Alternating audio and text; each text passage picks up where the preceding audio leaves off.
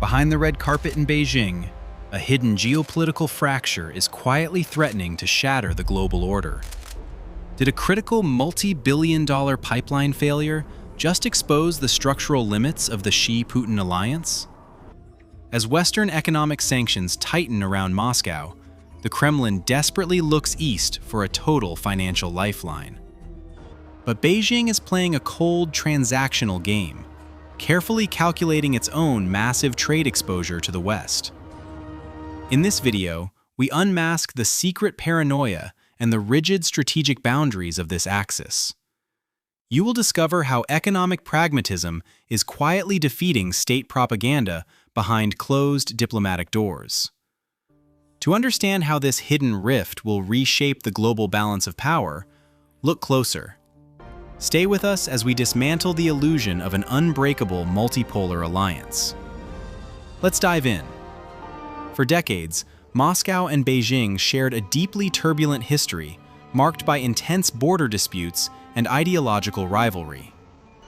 However, the relentless eastward expansion of NATO gradually pushed these two traditional rivals into a strategic marriage of convenience.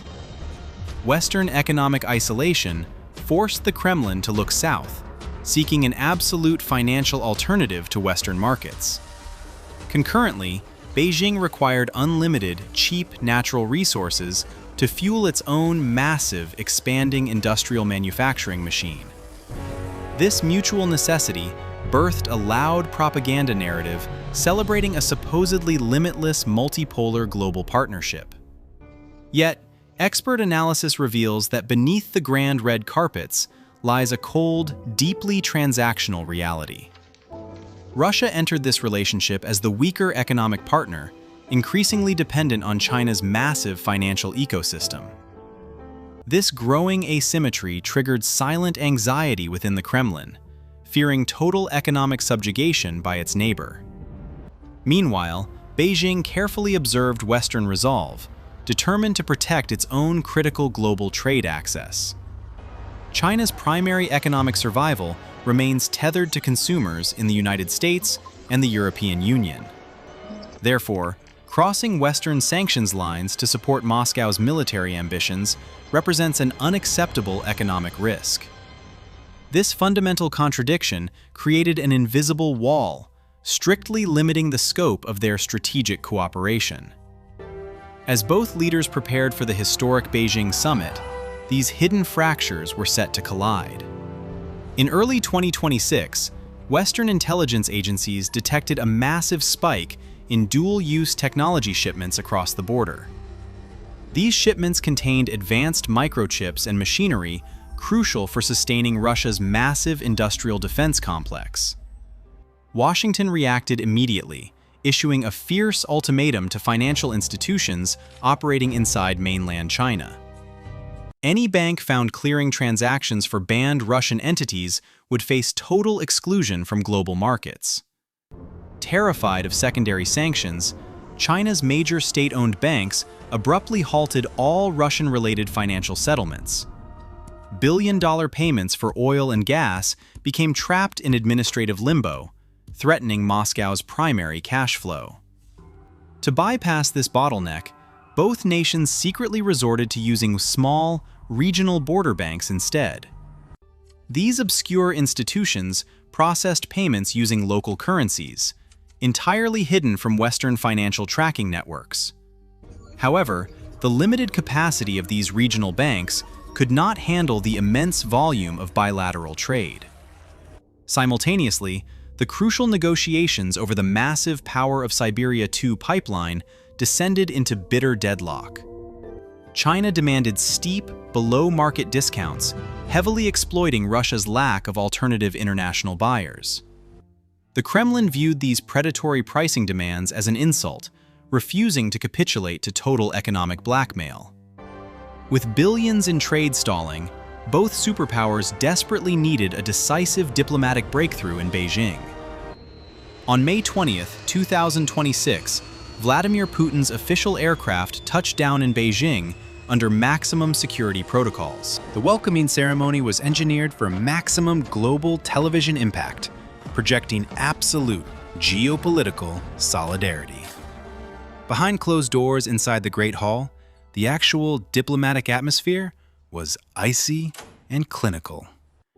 The Chinese delegation delivered a clear, unyielding message, refusing to lift banking compliance restrictions.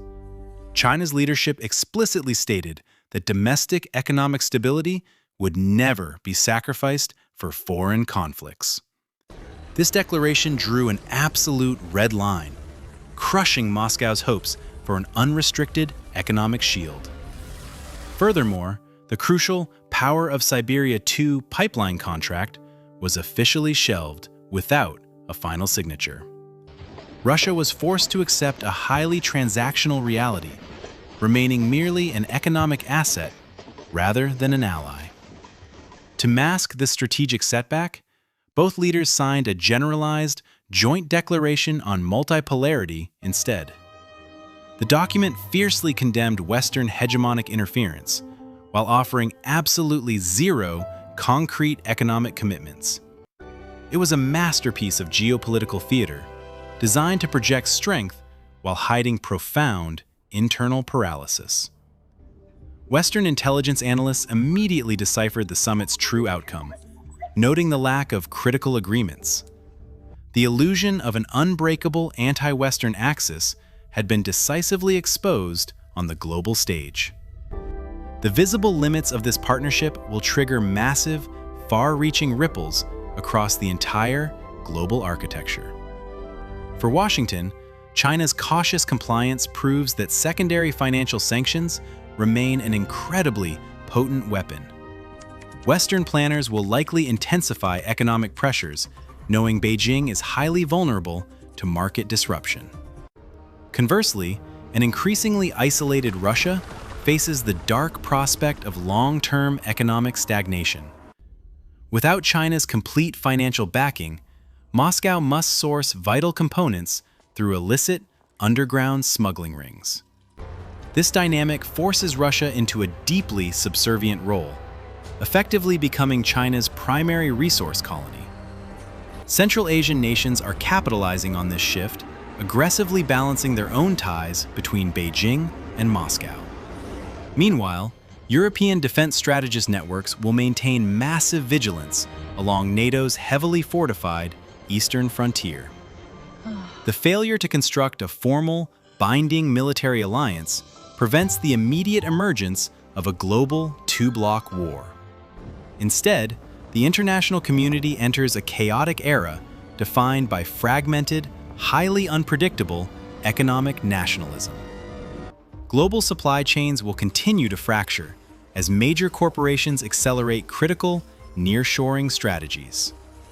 Superpowers will continue fighting brutal undercover wars for absolute dominance over next-generation technology infrastructure. The grand illusion of an absolute red alliance has shattered, leaving behind a cold, hyper-transactional world order. In conclusion, the 2026 Beijing Summit fundamentally demystified the narrative of an absolute, limitless anti-Western partnership. China's rigid enforcement of banking compliance clearly demonstrated that economic self-interest trumps ideological solidarity. By freezing Russian accounts and shelving critical pipeline agreements, Beijing established a strict geopolitical boundary line. Moscow must now navigate its global isolation alone, heavily dependent on a highly asymmetrical transactional dependency. Looking ahead, data suggests that Washington will likely intensify its targeted secondary sanction pressures globally. To survive, the Kremlin will inevitably accelerate covert, underground financial pathways to maintain vital tech supplies. Consequently, China will exploit this isolation, permanently cementing its role as the dominant Eurasian economic superpower. The world order is not splitting into an absolute military bloc, but fracturing into a hyper-transactional checkerboard. If you want to stay ahead of these shifting global power dynamics, hit subscribe right now. Will this transactional alliance survive the economic pressure? Share your detailed analysis in the comments below.